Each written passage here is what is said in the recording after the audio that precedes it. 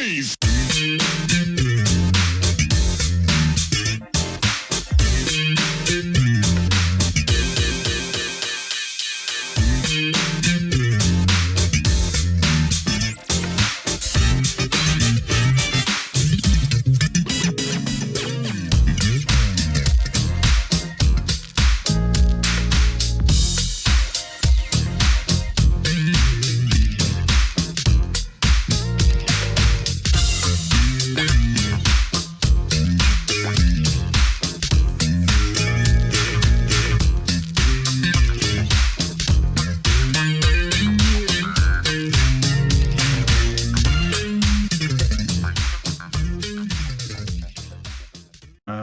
I have, of course, this one too. Yay, the first one! See, it shows you I was there from the beginning, Starr. That's awesome. I'm so glad you have that one. I'm going to put that one out on my company now. I'm going to re-release it through Cosmic Nation, and I'm going to put it out, and we'll start selling that one too, so it can finally get some recognition. It never really got any play. Never really got any play. We'll talk about that a little bit, Starr. What was it like for you trying to get, your own career off the ground and do something like that? Well, a lot of very, very focused, determined, like hard-headed, determined, nation, because everything's already against you, being a woman. It just to step out as an artist like that, especially as a songwriter and a musician, everything's against you. The whole industry is against that. And if you want to break through, you have to break through yourself. You have to literally and that's what I'm doing. I'm like kung fuing my way through, or out. You know what I mean? Because it's not set up for that. It's set up for me to put on some skimpy outfit and be a doll and sing to a track and shut up. You understand what I mean? It's not set up for me to do what I'm doing. I'm doing it. And I'm defying all of them going, what you gonna do? And what you gonna do? And they all go. But see, but the only way you can do that is if you know that you can hold your own and kick ass, not just musically, and do it better and deeper than all those men. But then you got to come from the business end. That's why I started my company. I'm in Walmart right now. I saw that. Congratulations. Thank you very much.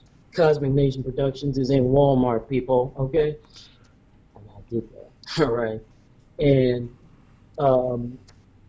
I'm continuing to do these things because what I just said earlier, it's not set up for me to walk on through and get all this help. Nope. So that's why I'm doing what I'm doing. So think of me as a real life Wonder Woman in music. Because that's what I feel like. Every day I feel like I am Wonder Woman. For real. In this shit. You know what I mean? So that's what I'm doing. More power to you. That first album, I got to point out two tracks in particular that are my favorites. Probably Never Was Lover and Stargazing. Yes. Never Was Lover, which I love to do live, is one of my favorites. And it's written about somebody who never should have been alive. And Stargazing, when I first did Stargazing, I knew that was going to be the first song of my philosophy of who I am as an artist. So those are two of mine too. That's very cool. But those are those beginnings, and I love to give them a chance to be heard, on a larger scale. So I'll be putting those out at least by 2021. That'll be out too. Well, so the viewers and listeners know I want to give a little more detail on that record, so they'll be ready. Never Was Lover to me is like, the Brides meet Funkadelic. That's kind of the vibe I hear on that. Red Alert, love the bass breakdown on that one. Red Soulmate, Alert. Soulmate Oh, to me, I think it's like Rolls Royce meets metal. You know? nice. Wow. That's awesome. Can Yeah. you put that print somewhere? Awesome. And Wow. then tonight I hear some Prince influence on that one. I think. Yeah, that one was deep because Lodge wrote that one and that was deep. That was one of those complicated deep songs. Like, oh boy, wait a minute, And Red Alert is one of it's like one of our cult favorites now. It's like when I perform live, people who know me are like Red Alert, Red Alert. That's great. You gotta love that. Yeah. Make It Happen reminded me a little bit of the Chili Peppers. And I think I was probably thinking about them when I cut that. I cut that in Philadelphia, and my drummer, Chuck Treese, this awesome rock punk drummer, who's also an artist himself from Philadelphia. He and I cut that live in 7 minutes. We went in like, you Uh, ready? Ready, go. We fucking did, and I just up in the booth going, hey, hey, you guys. I mean, we just like ripped through it, like killed it. He's like, okay, we got it. You guys are crazy. Come on, come on. well, that record deserves another chance. I'm glad you're gonna get it back out there again. Definitely. Thank you. Thank you. Um, Live. So, and you put out a live one that came how much after that one? I think that live one happened about 2000, maybe a year and a half after that or so. Maybe two and a half, because it's a combination of different live shows. So some of the live shows were Philadelphia opening for P-Funk. Some of the live shows are opening for Living Color in D.C. Some of them was like out on the West Coast. So it's just a combination of the best live shows at that time we could put together. And the Kick Your Funkin' Ass on there was at the Electric Factory, and we call out Clip Payne, and it's awesome. It's just freaking awesome. So I'm gonna release that one too again. Cool. Who, Yeah. who recorded that track first? Because I've heard so many different versions. A Kick Your Funkin' Ass? Yeah. Well, when I wrote it, we first put it on Lodge's one of his CDs first. Yeah, I think it's That one. Yeah. Right. And at the time, it was only because I thought, well, I don't want to shock people or scare people away, with this woman coming out. But I grew into embracing it, and then we decided you got to put it out on your record, because we had been doing it live and like they recorded, but even since then we've been doing it live, like all out here on the West Coast, Colorado, and Las Vegas, so it's like I have to put it on. And plus, I grew into embracing it. Like I wasn't shy about saying "fuck you" and "I'm gonna kick your motherfucking ass." So I grew into being able to. Tell it and play it like it is on that one. I think I seem to recall hearing Trulio Disgracias do that one too. Oh well, they might have tried, but that is most definitely my song that we wrote, me and Mr. Curry. Okay, that's our song. Okay, so you can try whatever you want, but that is Starr Cullars all day long. Don't test me. I own the copyrights. Thank you. Amen. So somewhere in there you had the VH1 Experience. Where does that fit in? And I know it was a great thrill for you, but can you just tell viewers a little bit about that? Absolutely. That was really another level, I guess, in my career trajectory, because it brought me directly into I was directly brought into the rock genre officially. by these rock legends, directed by Mark Hudson, you know, Grammy Award winning producer, Aerosmith, uh, Ozzy, Paul Stanley, Kiss, Sammy Hagar, Van Halen, Phil Cullen, Def Leppard, Marky Ramone, and the cats from Guns N' Roses, Matt and Duff and them. I literally was brought in by these people. So that was a lesson in itself, because what people don't understand is that there's etiquette and protocol and, you know, proper way of going about things. Everything's not some drugged out, fuel free for all. You know what I mean? Where you just hang in bed, stay. No. Mm-mm. And the show really taught me that the Rock Cats were extremely organized in business and together and rich. Like, I'll tell you right now, the rock genre and the rock musicians are far wealthier and richer than the R&B and funk people. Like, it was it was a eye-opening, you know, like, oh, let's get on up to this level, stay up here with these cats. So that was something. When Paul Stanley came onto the show, yeah, I'll just give the background was three rock legends had each took a band of five semi-professional musicians, they're supposed to be, and it created a band, and we each had to perform all these different songs from all these different artists every day in the studio. We had to go to live venues in Hollywood and Beverly Hills and perform, and we had to go to the recording studio and write an original song together and perform it. So it was the whole thing was really a music boot camp. Like, we'd get into the studio in the morning and we'd be rehearsing and learning songs, and then some legend would come through the door. It would never announce who was coming through. You just had to be ready, and your band hopefully could play. Hopefully you got people who could actually play together, right? I had people who could play enough to play together. We were the better of the ones on the particular show of the other two bands. So Mark Hudson was a ball-busting so-and-so. I mean, he was not pulling punches. He was working and kicking our asses. He was cursing out the guys every day. You know, you motherfucker cocksuckers. Not me and the drummer, because she was a girl.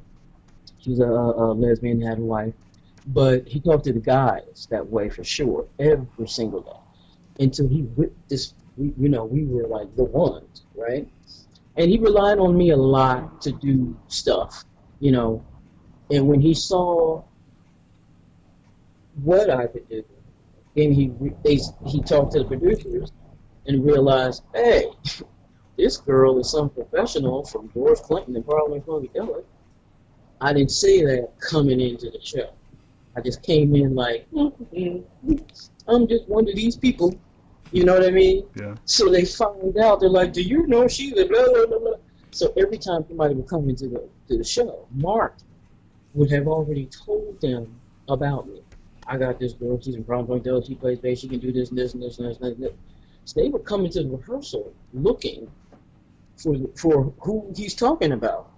So Paul Stanley comes in, everybody's tripping. Paul Stanley of Kiss has walked in the door, and it's like, you know, the Queen of England walked like, right? So everybody's like, Paul Stanley, oh my God, oh my God, oh my God.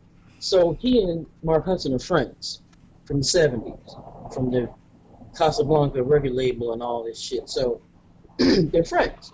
So like, hey man, hey. So where's the girl? Is that her? Mind you, we were on stage playing. The cameras are rolling, right? Cameras are rolling. He walks up to the stage to my microphone and starts singing in the microphone with me like this. And I'm playing bass, and we're singing like this together. He's kissing my face, and we're singing, and he's like, yeah. But by the time we finish, He hugs me, we hug each other. The cameramen and the producers are back there jumping and tripping, like, oh my God, Paul Stanley loves it, oh my God, oh my God. We do it the same night at the Beverly Hills Place live, and we have to perform. And all of a sudden, I'm chosen, right? Paul tells the producers, this girl is the one. She's a superstar. Y'all get behind her, follow her, do this. He gives me his publicist. And I have to begin, while I'm doing the show, a series of test events for Paul Stanley, charity events that I had to do, and appearances that I had to do publicly in Hollywood with the publicist. It was a trip. It was a test. And I was like, wow, this is how the rock, the superstar industry is. So it was awesome. What kind of material were you doing? Huh? What kind of songs material were you doing? Oh, we just had to, since these were groups of people that had never met before being put together, we just had to learn different rock legends music. You know what I mean? Just whatever classic rock stuff that they thought would be simple enough for 5 people to learn every day. Because every day we were coming in learning different songs. Rolling Stones, whoever, you know what I mean? Just all these different people. So whoever walked in the door, whether we were doing one of their songs or not, they would maybe come and sit in with us. You know what I mean? Like Phil Cullen, he came and sat in to play. Me and Matt Sorum played together. You know what I'm saying? Like I said, Paul came in and did this stuff. So it would just depend. You just had to be ready. And the cameras were rolling all the time. So, you just had to be ready. So that experience was invaluable because although they didn't pay us for it, and they did run in syndication for some time, the connections and the doors that it opened, if they pulled you in, as they did me, was invaluable. The connections of people in the industry that I got from that, and that I still have to this day, who are still friends, who are still, business colleagues, whatever. So that was awesome that way. Yeah. What year was that about? 2011, 2012. Mm-hmm. When it first was, when we first shot it. Right. And then it ran on syndication for a couple of years after that. And, so that was cool. That was a great experience. Although they didn't pay us, I'm extremely happy what happened because I was it was a great showcase. That was awesome. Did you have to beat out people to make the cut to appear on the show? Well, they had a big general, well, not a general, they had a private called audition. And at that first audition, there wasn't a whole lot of people. You have to remember, you had to be able to play an instrument and or sing well. So there weren't hundreds of people, but there were enough. I would say the day I went, maybe it was about 200 people. I've been at some auditions where it's just thousands of people. It's ridiculous. So this would say maybe it was about 200, 300 people. And you had to perform on camera, whatever it is that you did. So for my audition, I did a Rush song by Geddy Lee. I did Tom Sawyer. And I played bass and sang.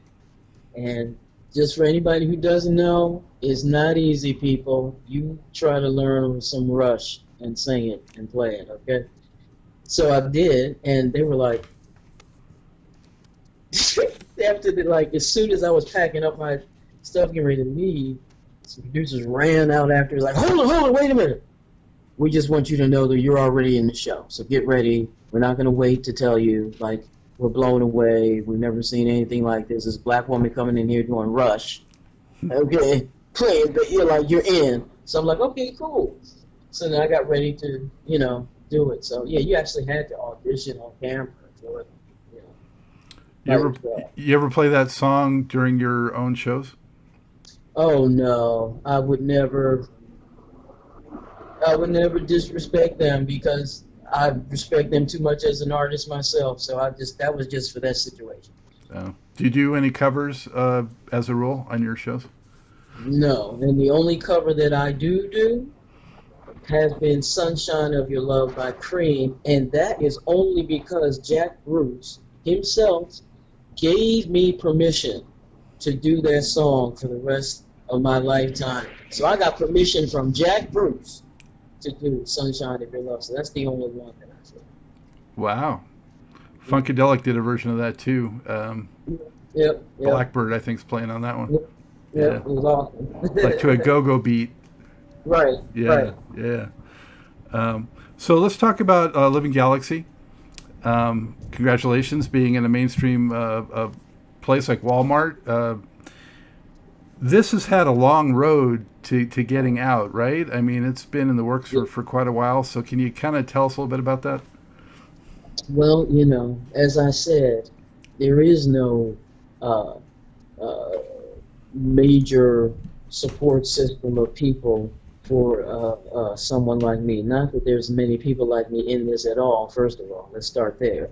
For the few women who happen to be a songwriter, instrumentalist, musician, and a singer, there is no resource of people or whatever. So, getting your thing done is on you, and the support that you have or don't to do it, and that's what that was.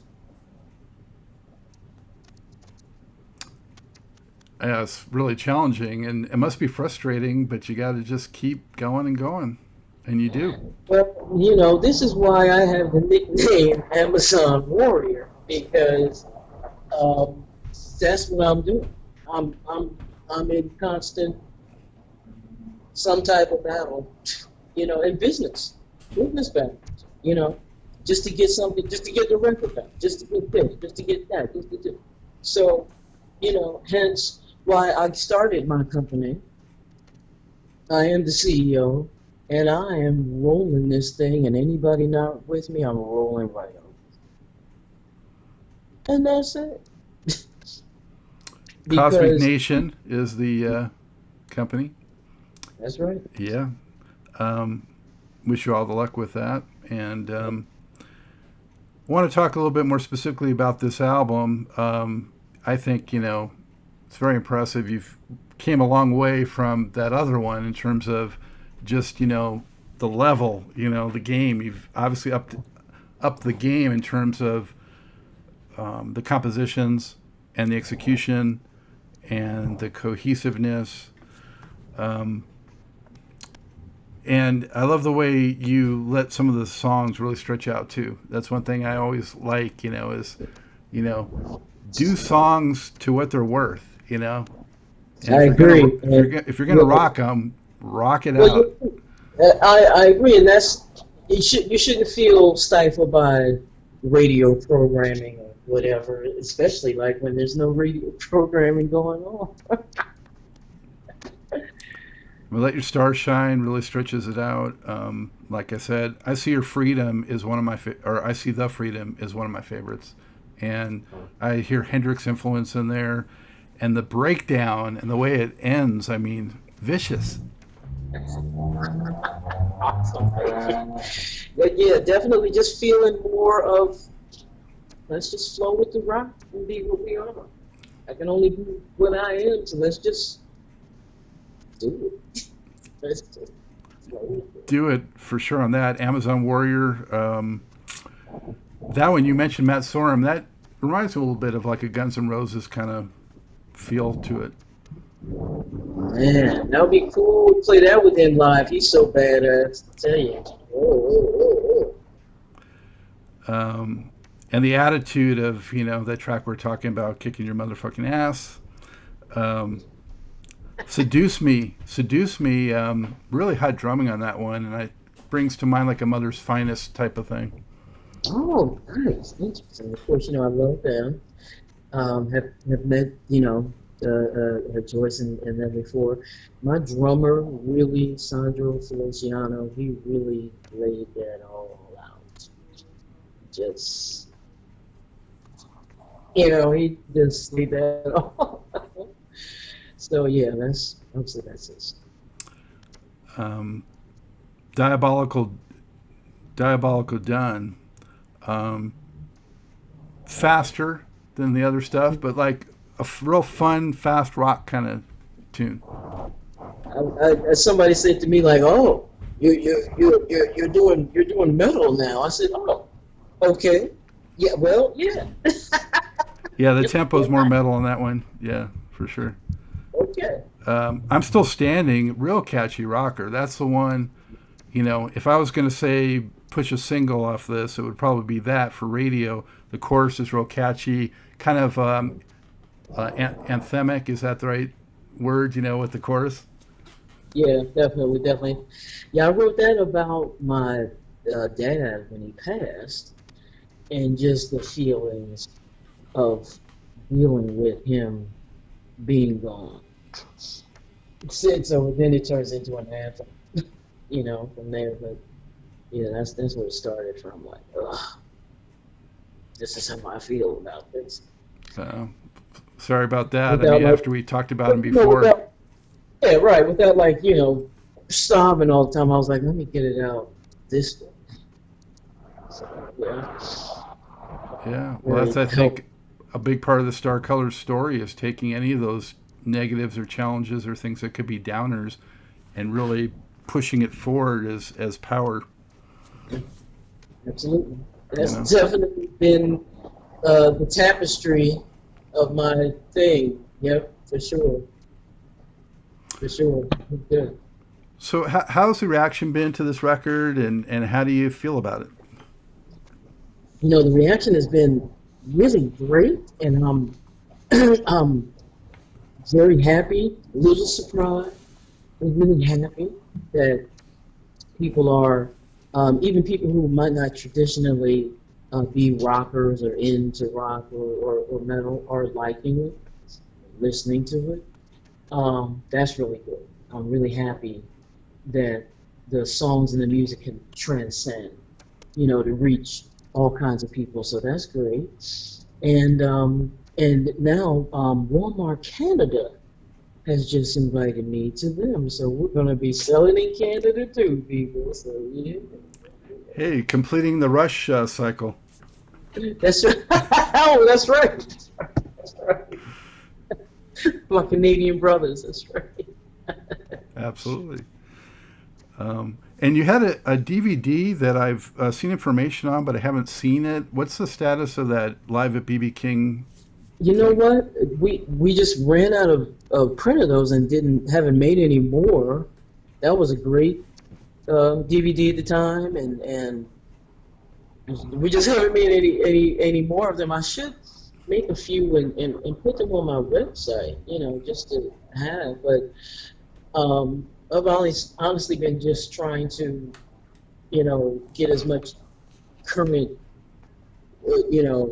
of late footage that we can. So just trying to focus on that and get the newer songs, get the new band lineup, which is on the Living Galaxy CD. Get them live performing. So that's really, I think, more rather than kind of focused. Were you doing? Have you been frustrated by this lockdown situation and not being able to get out there and actually in person play more and promote the record more? I guess I feel the basic, frustration that all of us professional performers and actors, field too. You know, we're all kind of all the television actors, movie actors, professional musicians, and studio musicians. We're all like, whoop, we're all kind of like, well, we get here until whenever. So I'm not upset. I'm glad that we're all alive. You know what I mean? I'm glad that we can get on these little devices and video cameras and see each other and do stuff. And you know, we'll all be ready to get phenomenal, incredible, energetic performances when we all come out. We'll all be like, you know, hopefully. I'll be ready to, you know, jump out there. So I think this is a period that not only can, you know, we keep, you know, our families and each other and people safe, but you know, we can just come up with these virtual digital ways to share and do what we do, whether it's performances, interviews like this, speaking, or you know, I think we should just take advantage of the time to dive into this other aspect and add it to our thing when we can all come back out and actually be together. You know? Well, I think we're going to not only see a baby boom out of this whole thing, but also a lot of great music. I think is going to come out of it too, of people that have been hunkered down just creating stuff. So So hopefully I think that that, yeah. lemonade will come out of this lemon. Um, but I wanted to ask you, you know, as somebody that also is a longtime fan of both funk, and hard rock, what to you do they share in common, and where do they sort of intersect? That's a good point. I guess I would say that classic R&B helped birth that funk core, right? And when funk music uh, decided to, especially from Funkadelic standpoint, decided to get looser, more guitars, you know, more rocking, more drums. That I would say would be the official bridge from R&B and funk to rock. Now, from the rock end, excuse me, I would say that country music and the blues gave birth to that rock thing, but also gave it the blues R&B roots and core. You see what I mean? So that's where I think they connect and are birthed from and all that. I've always, well, ever since when I was a kid, I was into funk first, and Okay. then I got into hard rock. But Okay. the first rock that I was attracted to were things like, you know, Kashmir, Zeppelin, and Last Child by Aerosmith, um, and I remember somebody telling me, "Well, yeah, because those are funky." Well, you know what? And you're right, because they are. Because when I listen to them now, I think, gosh, sure do sound like early Funkadelic. You know, like they sound real similar. So they are. They are. You're right. I mean, think about "Hear That Train A Coming" by Aerosmith. That's funky as hell. That's one of my favorites. You Yeah, know, don't. You know this? Like, oh wow. So yeah, yeah, Back in definitely. Black. You know, Oh please, come yeah, on, yeah. yeah. Yeah. So I definitely I feel the same way too. I relate on those ends and just like, yeah, this is where it's at. This is what's happening. Hmm. So you talked about opening for Living Color and things like that. Is there any show that you've done in particular that just stands out as something special for you? That one at the Electric Factory was one of the earlier ones. Um, One of those shows for Living Color, either in DC or Baltimore, was just crazy because after we came out, they just came out and just like crazy. It was like amazing and great show. Um, I have someone that I performed out here on the West Coast during my jam band circuit tour. It went from Arizona to all up and down California to Portland, Maine, Colorado, Las Vegas, like all of that, and had some really awesome shows in Colorado and Vegas and San Francisco. So, and then later, like most recently now, uh, I would say that there are just some solo performances that I've done, sitting things that kind of like took it up to the next bar, which I will also be releasing a few videos, some live videos, maybe once a month, once every 2 weeks, of me performing, in here, doing a professional grade performance, to people. So, I look at live performances always as just you're constantly growing, you're constantly polishing, you're constantly perfecting. You know what I mean? You're evolving to the next thing. So, and you take the best things that you feel relate to the people most, that touches them most, that makes you feel comfortable, and you keep them, and then you keep going, and you keep evolving. So I think that being a live performing musician is an evolution. Evolution. We'll definitely look forward to seeing some of those videos. Yeah. I'm going to absolutely tag you and send it to you directly. Here we go. And make sure that they sound good, they look good. Well, I know she play a 5-string. How come? Yeah. I decided, I started out as a child on acoustic guitar, viola, and cello.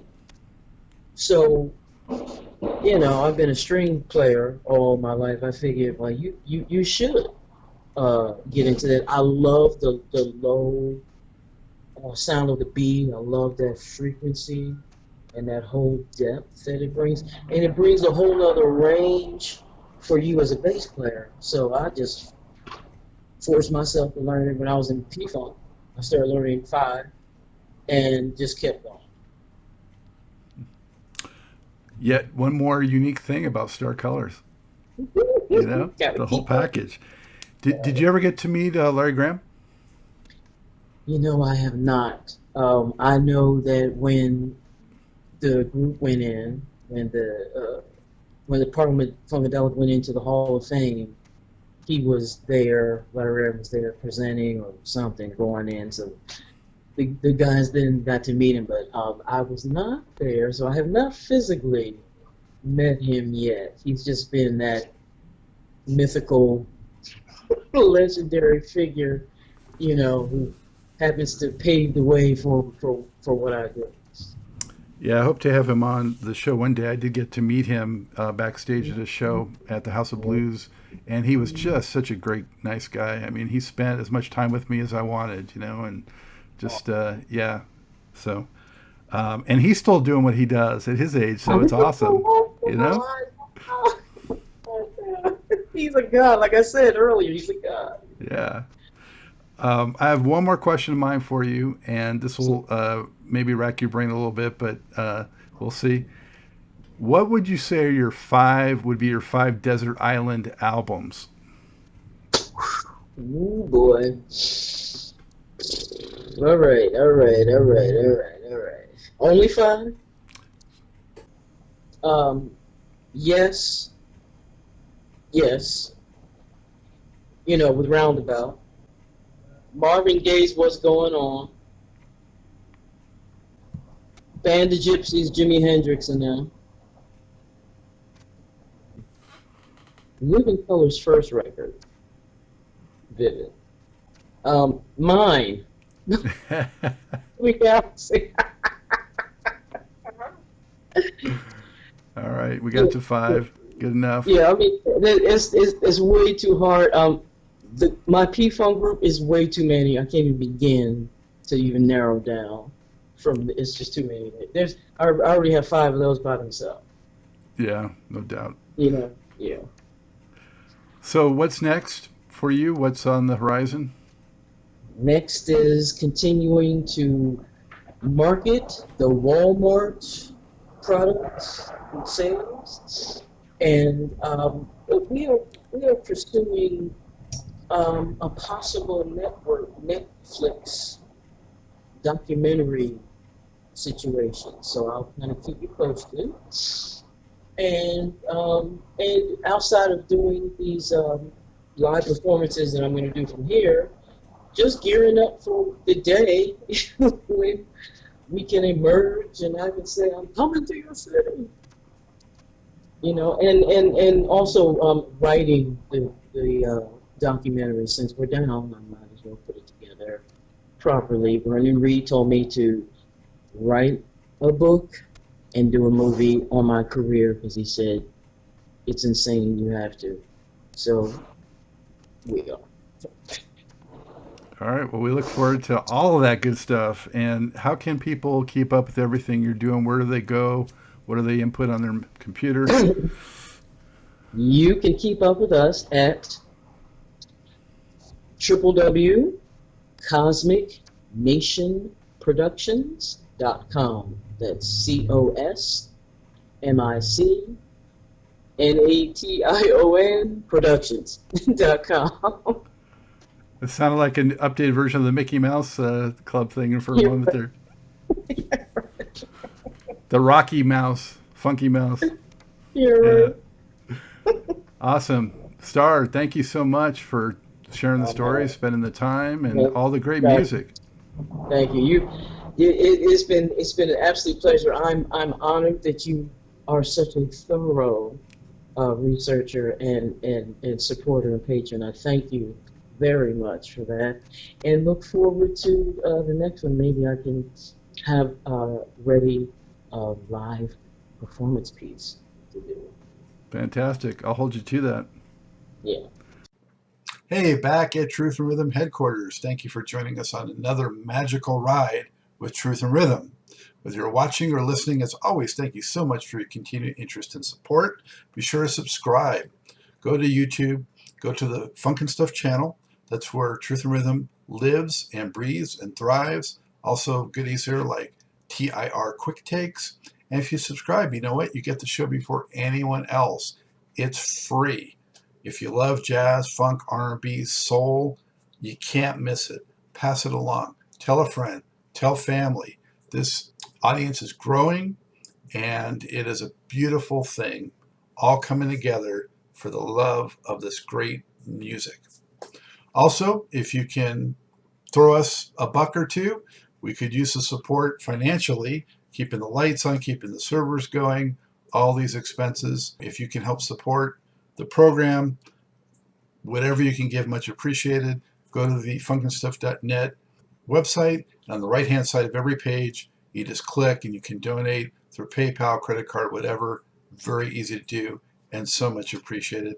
And if you do a sizable donation, I will mention you on the program. Also, drop me a line. Email me at scottg@funkandstuff.net. Let me know who else you'd like to see on the show, what you enjoy about the music. Let's just kibitz and talk about stuff, talk music. You'll find that I respond very quickly, and I much enjoy the rapport and the camaraderie and the interaction. Always remember, this is your show, The True Music Lover. So for now, that's all the time we have for this one. It's a wrap. As always, Scott Dr. GX Goldfine saying, keep on vibrating to the rhythm of the one.